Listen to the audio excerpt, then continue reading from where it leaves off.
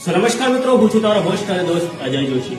એમ કહેવાય કે આપણા વેરાવળ ગામમાં કે પછી આજુબાજુ તમામ વિડીયો જોઈએ છે તેમને અમુક સ્થળ જોયેલા છે અને અમુક સ્થળ નહીં જોયેલા હોય।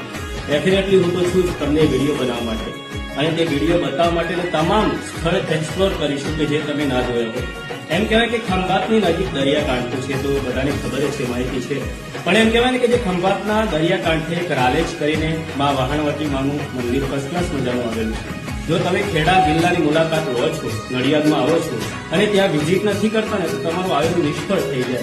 એમ કહેવાય કે ખેડામાં ઘણા બધા સ્થળો એવા છે જોવાલાયક છે અને ભગવાનના સ્થળ પણ એટલા જ છે, પણ અહીંયા આવીને જયારે સુકૂન મળે છે ને, એક આત્માને શાંતિ મળે ને કે જયારે એમ કહેવાય કે જીવનમાં આપણે કરી ના શકતા હોય, કે જયારે જીવનમાં દુઃખ થયેલા હોય, ઘણા બધા પ્રયત્નો કરવા છતાં આપણે હારનો સામનો કરતા હોય ને ત્યારે માં વહાણવટીમાં સહારો આપે છે ને આપણો દરિયા કિનારો પાર લગાવે ને આપણી નાવ પાર લગાવે ને એમાં વહાણવટીમાં। તો આજે હું તમને એક્સપ્લોર કરીશ, આજે તમને બતાવીશ અને તમામ દર્શન કરાવીશ માતાજીના સાથે સાથે રહેલા મહાદેવ કે જે તમામ ભોળાનાથ, એમ કહેવાય કે ભોળાનાથ તમામના દેવોના દેવ, દેવાધિદેવ, રાજાધિરાજ એવા મહાદેવના આજે પણ દર્શન કરાવીશ।